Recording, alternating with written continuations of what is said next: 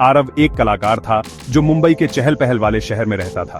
उसका छोटा सा अपार्टमेंट जो शोर शराबे वाले स्ट्रीट मार्केट के ऊपर था, उसका अपना आशियाना था। यहीं कैनवस और रंगों से घिरा वो जिंदा महसूस करता था। हाल ही में एक नया और रहस्यमय विषय उसकी कलात्मक आत्मा को मोह रहा था। एक महिला जिसकी आंखें अजीब तरह से जानी पहचानी लगती थी। वो इस महिला से कभी नहीं मिला था, फिर भी उसकी छवि उसके ब्रश स्ट्रोक से आसानी से बहती थी। उसके चेहरे पर काले बालों से घिरा एक ऐसा सौंदर्य था जिसने उसे हैरान और परेशान दोनों किया था। उसकी आंखें गहरे भूरे रंग की अनकही भावनाओं का एक ब्रह्मांड समेटे हुए थीं। आरव को इस रहस्यमयी प्रेरणा से एक अकथनीय जुड़ाव महसूस हुआ, मानो उनकी किस्मत आपस में जुड़ी हुई हो।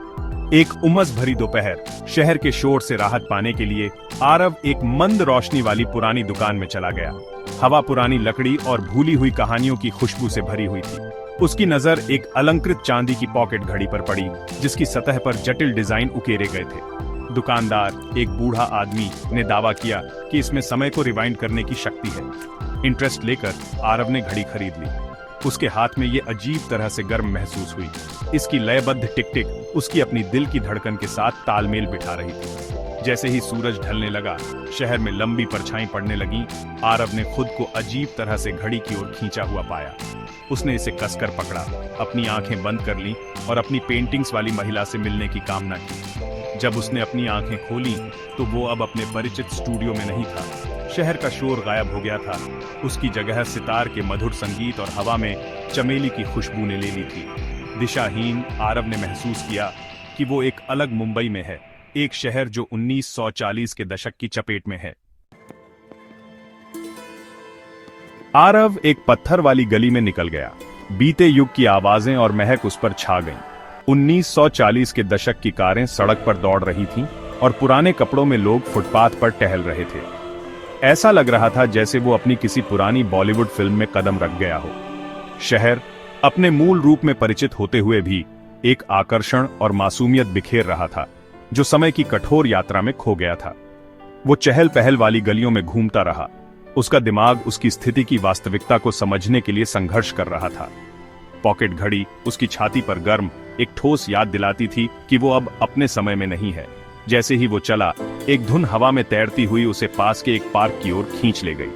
प्राचीन बरगद के पेड़ों की छतरी के नीचे लोगों का एक समूह इकट्ठा था। उनकी आवाजें मधुर गीत में मिल रही थी और वहां उनके बीच में उसकी पेंटिंग्स वाली महिला खड़ी थी। उसकी हंसी हवा की झंकार की तरह उसकी रीढ़ में कंपकंपी भेज रही थी। आरव को ऐसा लगा जैसे उसका दिल विस्मय और अविश्वास के मिश्रण से फट जाएगा। वो व्यक्तिगत रूप से और भी मनमोहक थी। उसकी आंखें गर्मजोशी और बुद्धिमत्ता बिखेर रही थीं। जैसे ही भीड़ भाड़ वाले पार्क में उनकी नजरें मिलीं, समय मानो थम गया। उनके आसपास की दुनिया महत्वहीन हो गई। केवल वे दोनों रह गए, समय के ताने बाने से जुड़े हुए। अपना साहस जुटाकर आरव उसके पास पहुंचा, जो खुद समय से भी ज्यादा मजबूत एक अदृश्य शक्ति द्वारा खींचा चला आ रहा था। एक्सक्यूज मी, आरव ने शुरुआत की। उसकी आवाज थोड़ी कांप रही थी। क्या मैं आपको जानता हूं? महिला मुड़ी। उसके माथे पर थोड़ा सा सवालिया निशान था। मुझे नहीं लगता, उसने जवाब दिया। उसकी आवाज उतनी ही मधुर थी जितनी वो गाने गा रही थी। मैं मीरा हूं। और आप? आरव, वो बोला, उस परिचितता से प्रभावित होकर जिस तरह से उसने उसका नाम लिया था, मानो ये उनके बीच साझा किया गया कोई अनमोल रहस्य हो। और इस तरह उनकी असामान्य दोस्ती शुरू हुई, जो 1940 के भारत की उथल पुथल और अनिश्चितता के बीच पनपी। उसे पता चला कि मीरा एक लेखिका थी। उसके शब्द उसी जोश और गहराई से ओतप्रोत थे जो वो अपने कैनवस पर उंडेलता था। उन्होंने अपने दिन छिपे हुए कैफे खोजने, कहानियां साझा करने और भविष्य के अपने सपनों पर चर्चा करने में बिताए। आरव ने खुद को मीरा के साथ प्यार में पड़ते हुए पाया।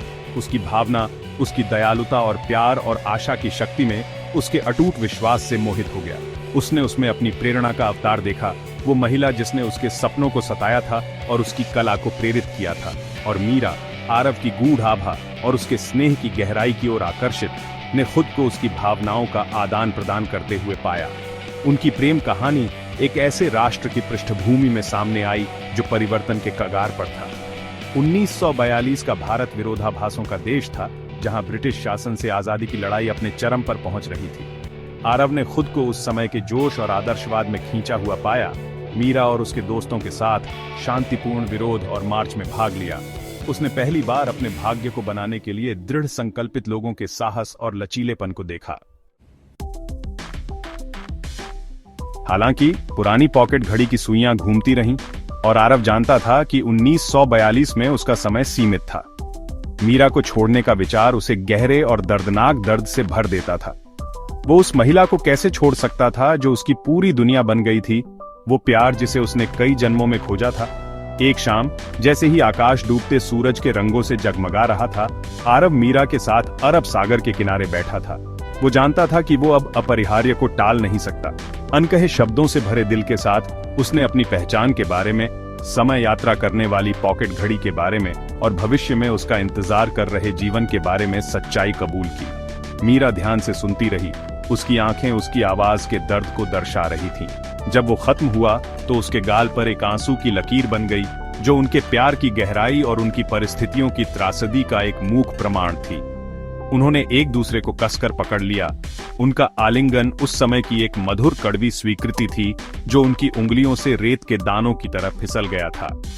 अगली सुबह आरव अपनी आंखें खोलकर खुद को अपने समय में वापस पाया। 21वीं सदी के मुंबई के परिचित नजारे और आवाजें उसे वास्तविकता में वापस ला रही थीं। मीरा की अनुपस्थिति हवा में भारी थी। उनके साझा किए गए प्यार और उस भविष्य की निरंतर याद दिलाती थी जो कभी नहीं हो सकता था। साल एक धुंध में बदल गए क्योंकि आरव ने अपने दुख और लालसा को अपनी कला में उंडेल दिया। वो एक प्रसिद्ध चित्रकार बन गया। उसके कैनवस मीरा और 1942 में उनके साथ बिताए समय के जीवंत चित्रण से भरे हुए थे। उसके ब्रश का हर स्ट्रोक उनके प्यार का प्रमाण था। उसकी याद को जिंदा रखने का एक बेताब प्रयास था। एक शाम अपनी नवीनतम कला प्रदर्शनी में आरव कला प्रेमियों की भीड़ के बीच खड़ा था। उसका दिल एक परिचित दर्द से भरा हुआ था। जैसे ही उसने भीड़ को देखा, उसकी नजर कमरे के उस पार खड़ी एक महिला पर पड़ी। वो मीरा से काफी मिलती जुलती थी। उसकी आंखें वही गर्मजोशी और बुद्धिमत्ता दर्शा रही थी जिसने उसे दशकों पहले मोहित कर लिया था। ऐसा लग रहा था जैसे समय थम गया हो, जैसे भाग्य ने उसे दूसरा मौका दिया हो। भीड़ भाड़ वाले कमरे में उनकी नजरें मिलीं और उस पल में आरव जानता था कि उनकी प्रेम कहानी, हालांकि समय ने परखा था, अभी खत्म नहीं हुई थी।